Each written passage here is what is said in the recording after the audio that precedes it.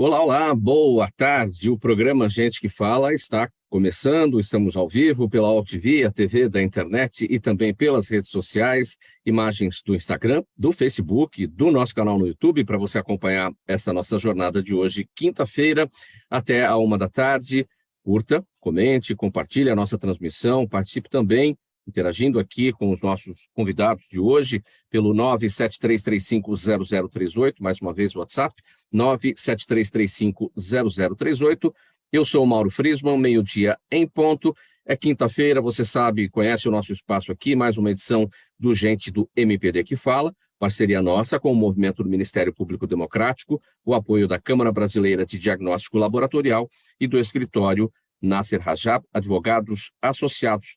Vamos então apresentar aqui os nossos convidados de hoje para análise e debate dos temas por aqui propostos. E com a gente também, doutor Gonçalo Vecina Neto, professor da Faculdade de Saúde Pública da USP e idealizador do SUS e da Anvisa. Professor Gonçalo, bem-vindo, sempre obrigado pela presença com a gente aqui. Bom dia aos nossos espectadores, bom dia ao Mauro e aos que nos acompanham aqui. É um imenso prazer estar aqui com vocês para debater esses assuntos nesse calor do carnaval, que são assuntos calorentos também. Muito obrigado.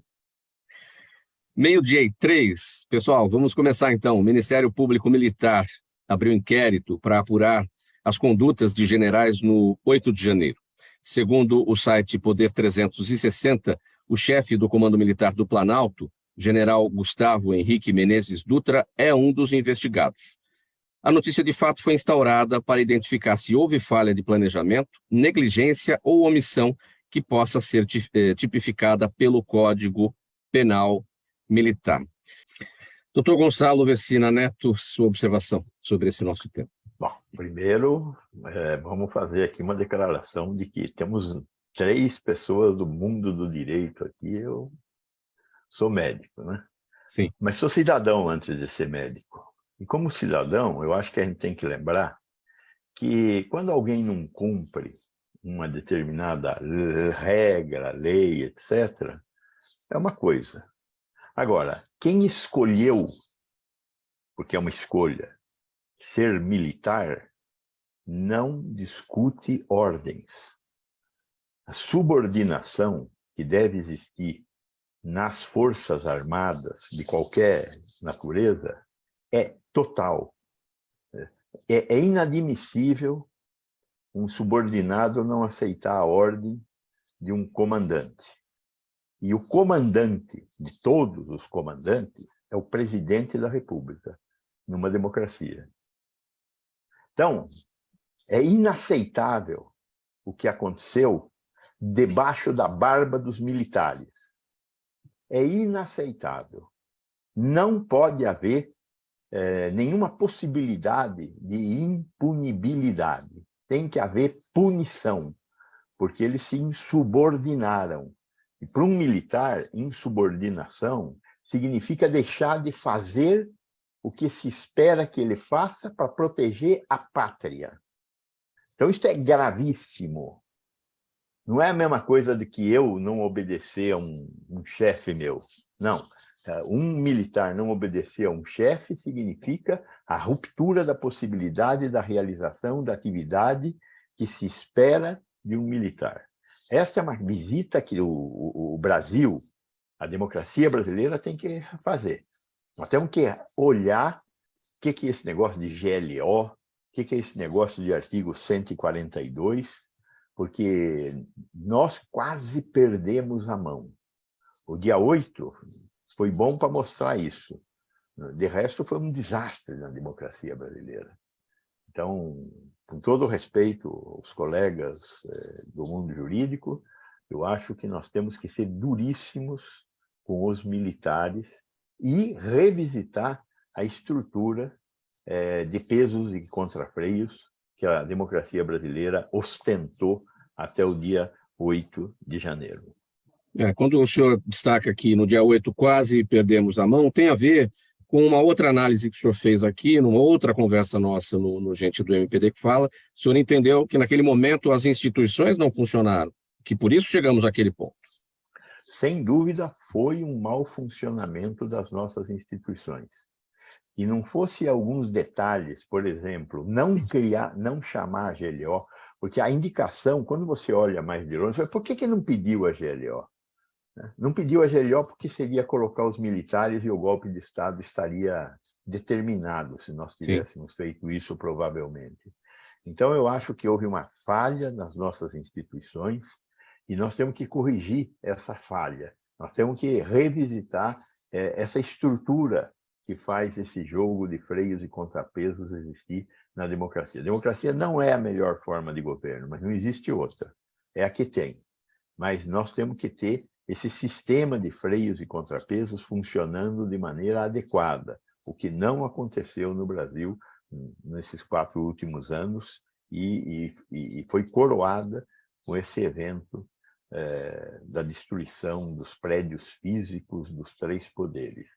E os militares, Polícia Militar, Exército, participaram, não vou dizer ativamente, mas participaram desse desastre.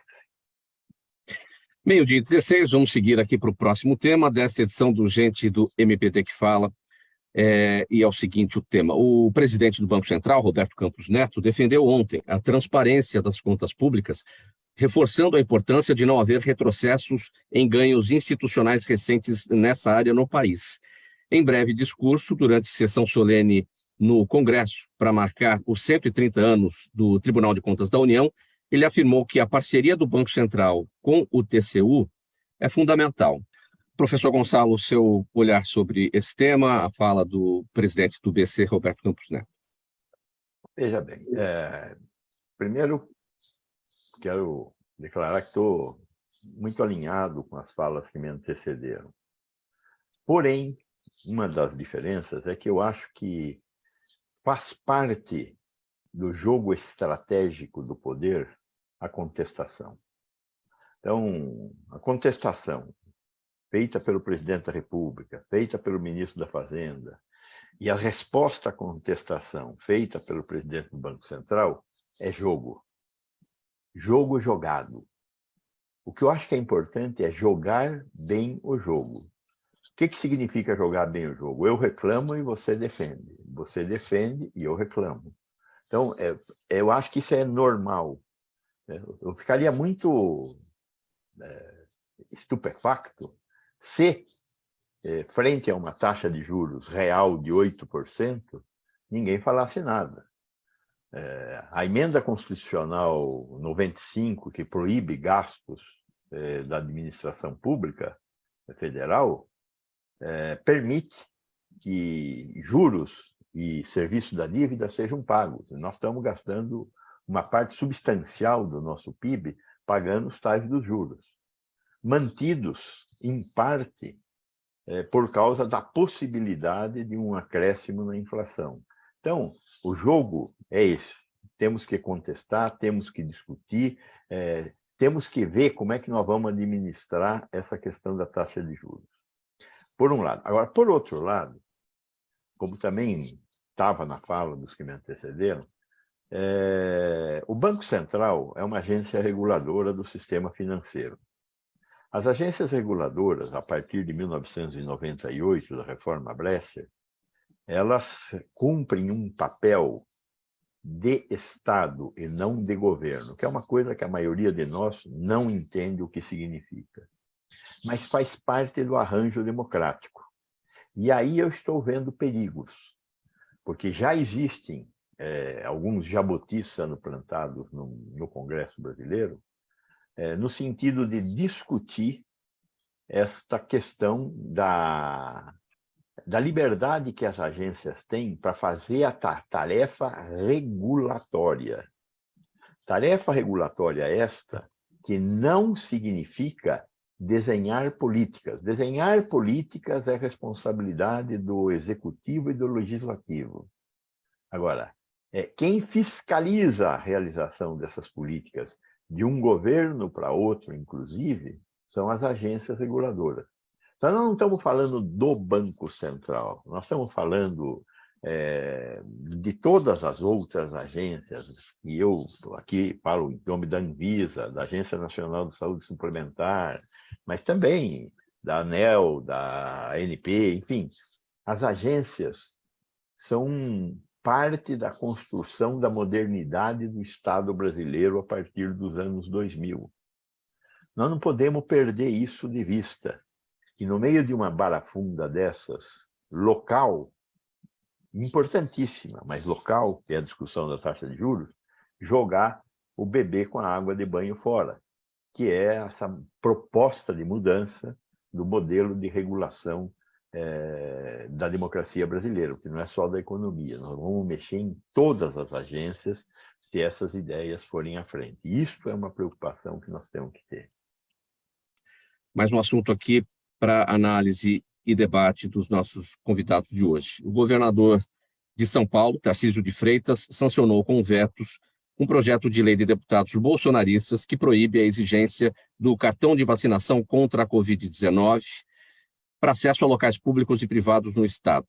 O documento prevê que não haverá mais obrigatoriedade da apresentação do documento, exceto aos profissionais de saúde. A justificativa é que eles podem ter contato com pessoas mais propensas a desenvolver formas graves da doença, como idosos e imunossuprimidos. Até então, eventos como shows e até provas de vestibulares exigiam a comprovação de vacinação.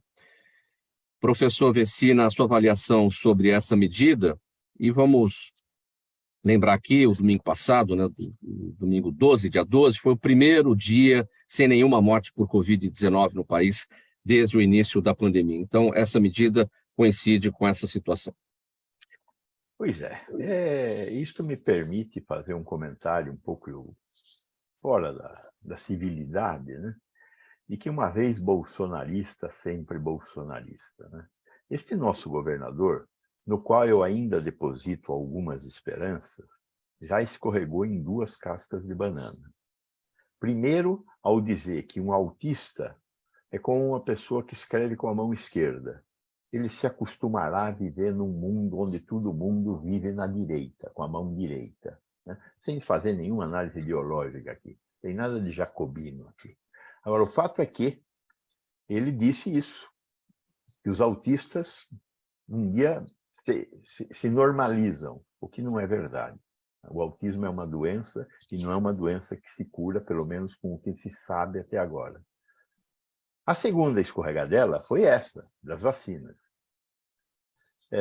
A eficácia da vacina da poliomielite, por exemplo, a Sabin, é de 90%. Eu vacino todo mundo, 90 em 100 ficam protegidos. Tem 10 que não ficam protegidos.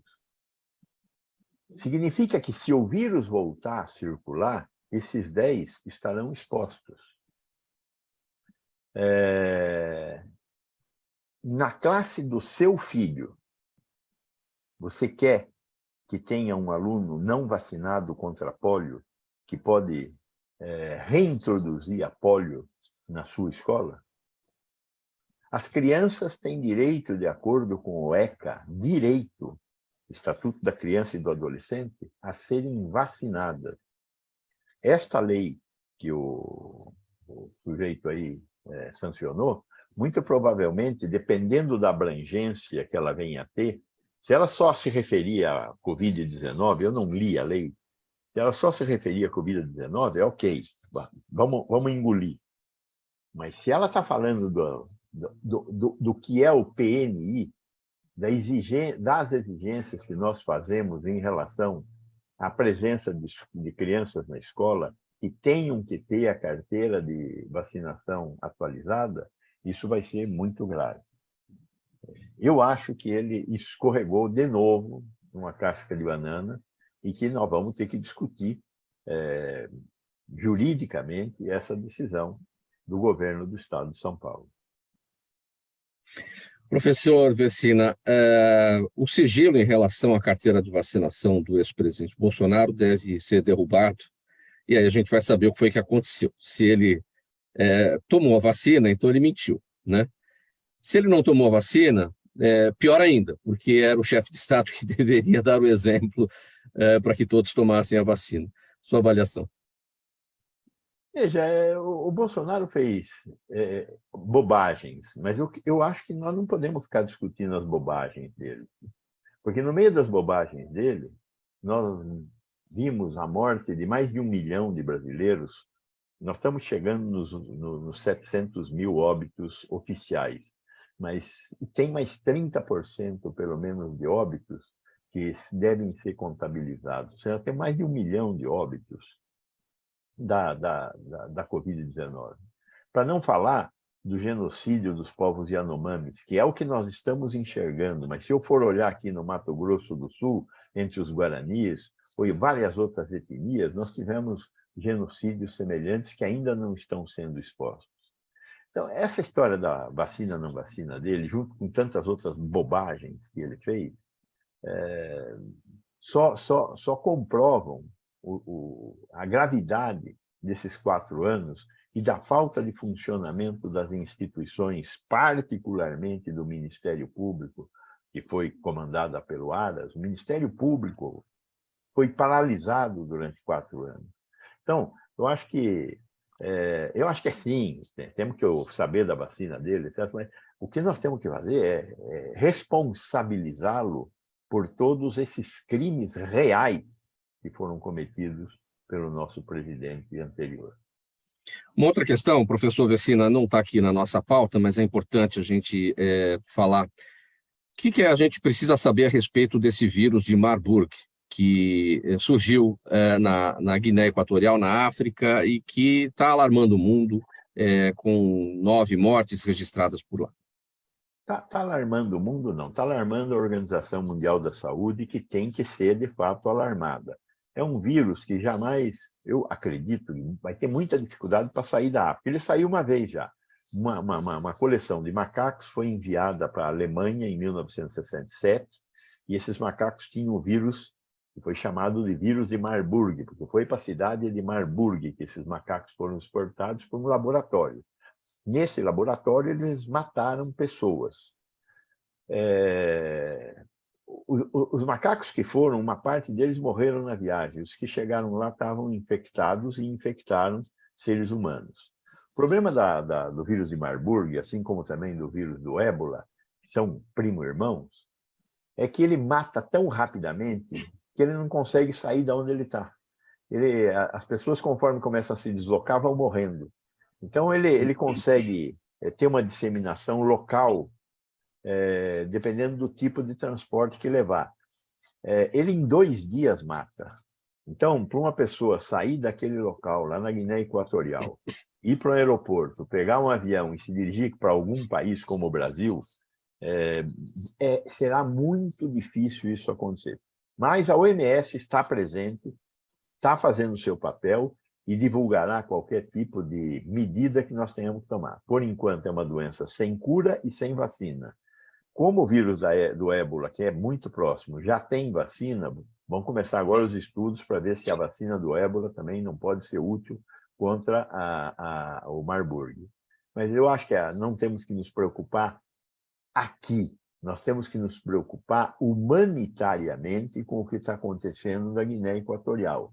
Isto sim, porque é um país com muito pouca condição econômica e sanitária para se defender de uma agressão dessa. Ótimo esclarecimento, professor Vecina. Outra pergunta aqui, eu vou pedir brevidade para todo mundo, porque tem mais 3, né? Então, professor Vecina, seu Jaime, do Jardim Bonfilholi, sempre com a gente. Obrigado, Jaime, aqui pela presença, pela participação. Ele quer saber a sua posição, seu entendimento sobre uma possível volta dos médicos cubanos ao Brasil para atuar em áreas carentes. Onde não existe médico, a alternativa de trazer um médico cubano é uma alternativa plausível, na minha opinião. Os médicos cubanos resolveram o problema de 45 milhões de brasileiros que não têm acesso a médicos. E eu acho que o acesso a médico é uma coisa importante, particularmente na atenção primária. Então, eu fui favorável a mais médicos e continuo favorável aos mais médicos. Nós temos que dar uma melhor assistência ao nosso povo. Muito obrigado pela presença de vocês todos nessa edição do programa Gente que Fala de quinta-feira, sempre por aqui nesse espaço, o Gente do MPD que Fala, parceria nossa com o Movimento do Ministério Público Democrático, o apoio da Câmara Brasileira de Diagnóstico Laboratorial e do escritório Nasser Rajab Advogados Associados. Então, muito obrigado pela audiência, a gente volta a se falar amanhã, ao vivo, meio-dia, aqui pela UTV e também pelas redes sociais.